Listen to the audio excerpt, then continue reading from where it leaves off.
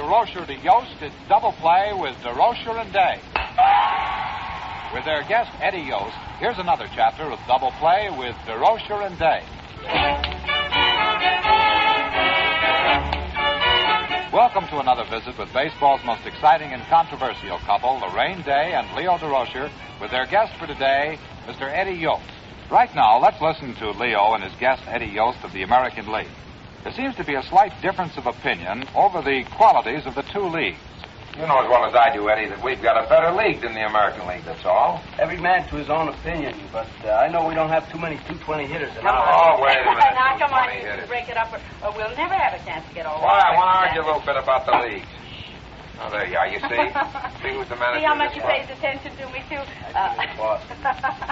Well, poor Leo just can't seem to win an argument with a guest who remembers his old 220 batting average. But let's start batting 1,000 with this message.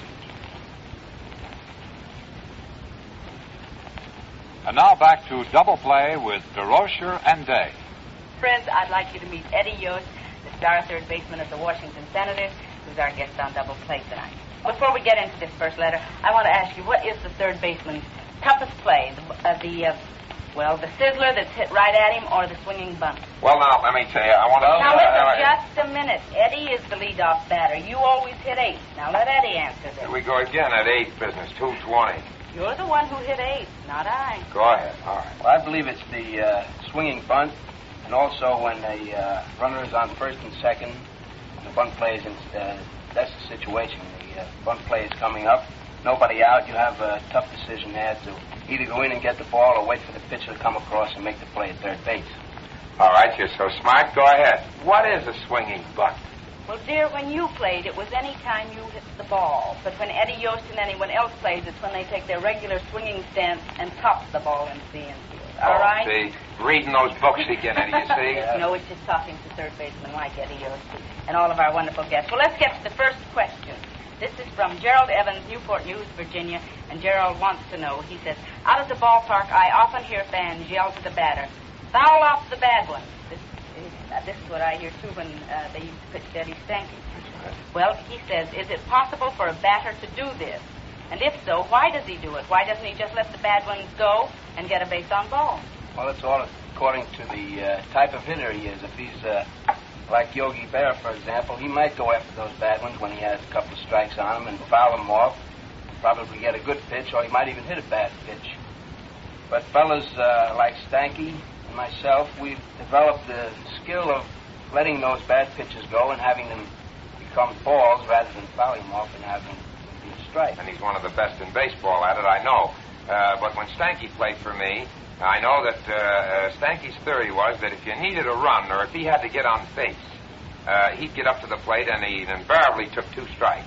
He'd stand there and he'd creep up close to the plate and he'd crouch down, and if he ever got the pitcher 3-2, invariably he would wind up getting a walk, because when the pitcher just aimed the ball and fired right down through the middle, Eddie had purposely just pull the bat around and foul it down third base. He didn't try to hit the ball fair. He deliberately pull it foul until the pitcher finally threw him a bad one, until he could get a base on ball. Well, you mean he would foul off the good ones? That's right. Foul off the bad well, ones. it's pretty hard to foul off the bad ones.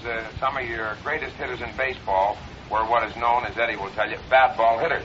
Yogi Berra is one. When Joe Medrick was a player, they always said, if you would wait until you got a good one, you'd hit 400. Well, Medrick hit 375, hitting the bad ones.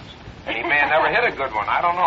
I like the fellow that swings the bat. He may have hit 220. Hitting sure. a good one. Yes, I know. I used to wait till I got the good ones, and I was in the bench. The umpire said, that'll be all. Eddie, you know, in the National League, it seems that all the clubs hate to go into Brooklyn to play. They say that not only are you playing against the Brooklyn team, which is a pretty powerful team, every man scares you to death when he comes up to the plate, but you're also playing against... Oh, I don't know about that. Oh, you ought to know about this. Plays against about 30,000 fans, who are strictly for Brooklyn, of course. And I understand in the American League that all the teams hate to come into the Yankee Stadium to play. Now, is this true? Well, I personally love to come to New York because this is my home. I live over in Queens. But as far as the rest of the team is concerned, I really can't say. But I do know the Yankees play good ball at home. They do very well, and maybe it's just Cleveland and Boston that hates to come into... They don't do very well there. Why is it? Do you think it's the same reason that as it Well, is, I think that we dread to go into Brooklyn? Well, just a minute. Who said we dread to go into Brooklyn? All the players on your team. Oh, well, then they're keeping They it a talk to secret me. from me. We seem to do pretty good in Brooklyn, and I don't think anyone dreads it. I think the Yankee Stadium is such a large park, and it's a pitcher's paradise. There's a lot of room. They let them hit the ball in the outfield, and I think the fellows who are pull hitters, like Eddie is a dead pull hitter, and you got to hit. You must hit right down the line. Well, that's baseball stuff. And you must hit the ball down the line in the stadium. If you hit it straight away, while you're a big easy out like you are on the polo grounds, there's so much space out there. Well, is there any park that you don't like to play in? Washington is about the only ballpark that I really don't like playing in, is because I am a pull hitter, and the fence out there is 408 feet away. So it's pretty difficult to hit a home run out there. I'd hit 2 or 3 out there, Eddie, every day. You know me. Nothing for me to hit the ball down that line. Absolutely right. It's nothing. If I had 2 swings at it, I could. Nothing. All clubs like to play in their home park better than they do on the road. I think right now we should let our sponsor get in a few pitches. Now back to Double Play with Leo Durocher and Laraine Day. Well, let's go to this question sent in by Vincent Kingerly. I imagine that's how he pronounces his name. Wilmington, Delaware, who says, is there any rule, or is it absolutely necessary that a player must serve an apprenticeship in the minor leagues before advancing to the majors? I'd very much appreciate your answer. Well, we know that there is no rule about it because we have bonus players and players that come directly out of college into baseball. But you yourself, you didn't serve in the minors, did you? That's right, I did. I've heard Leo say many times that he thinks players should serve in the minors, and I heard that you wrote a letter to the commissioner once requesting that he send you down to the minors to play. Now, this is an unusual story. I think he's probably the only ball player in the entire history of ball playing of baseball that has ever written a letter requesting to be sent to the minors. Well, I didn't know that Eddie had come right out of San Lato, semi-professional ball, and right into the major leagues, and I certainly would like to hear that. I came right out of college in 1944, where I played with Ralph Branca, one of your former pitchers, and then I went into the Navy in 45. Did you pitch in the Navy? I mean, yes, speaking of pitchers. You're thinking of Branca now. No, I meant, he mentioned Yes, Branca. I played baseball up at Sampson, New York, and Mickey Owen caught for us up there, and Stanley pitched. We had a pretty good ball club. Did he have that palm ball in the Navy? I imagine he did. He won about 8 games for us and didn't lose. And the next year I went to Bainbridge, which was 46. I was discharged in July and joined the Washington Ball Club. Finished out that season with him, and then in the spring of 47, I came to spring training with the Washington Ball Club, but Mr. Griffith had plans of sending me to Chattanooga. I didn't care. I thought it would be a good idea to go because I hadn't had too much experience, and I didn't think I was ready. So he had to get waivers on me, and he couldn't do it. A couple of teams claimed me. And then he thought that if I wrote a letter to the commissioner, and I agreed with him, that we might be able to, you wouldn't have to get waivers if it was up to the individual ball player. So I did write a letter to Commissioner Chandler, who was the commissioner at the time. He said no dice, so I had to remain with the ball club. And about after a month, I broke into the lineup, and I've been playing ever since. Well, I think Rex Barney was another one who requested to be sent out to yes, of course, Rex lost his confidence and couldn't get the ball over the plate, and he had hit a few players, and he had lost all confidence in himself, and he wanted to go down to a lower league classification and see if he couldn't regain his confidence and poise and come back to the major leagues again. But to go back a number of years, I know several players. In the olden days, you just very seldom come out of college or school and went right into the major leagues. I know Frisch did it, but Joe Medwick served 4 years in the minor leagues before he came up to the major leagues. And Marty Marion, who was one of the game's greatest shortstops, was 8 years in the minor leagues.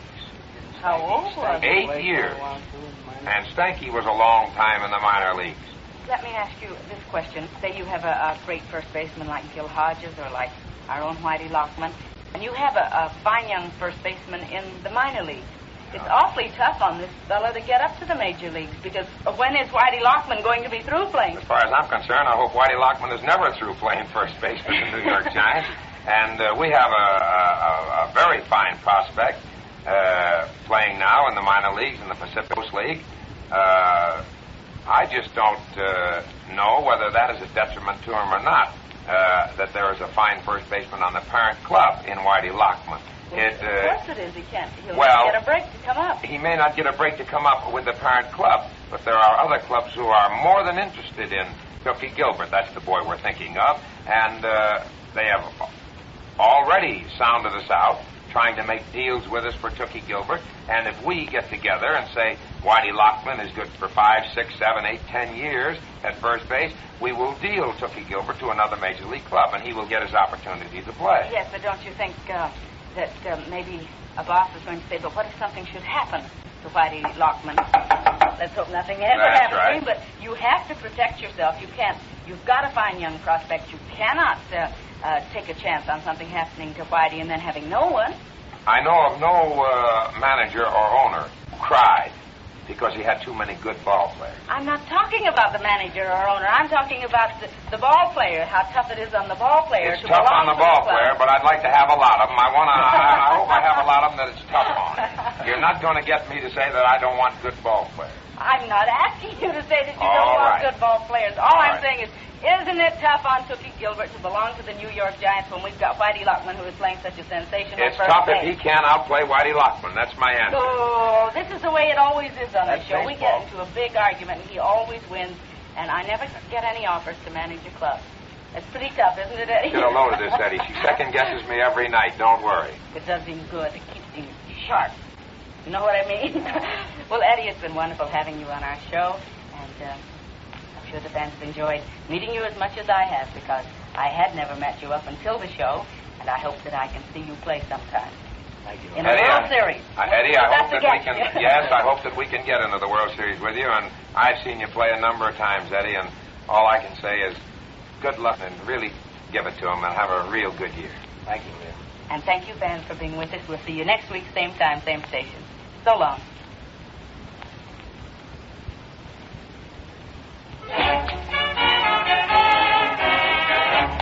You've been listening to another chapter of Double Play with baseball's most exciting couple, Laraine Day and Leo Durocher. Today, Laraine and Leo had as their guest Eddie Yost.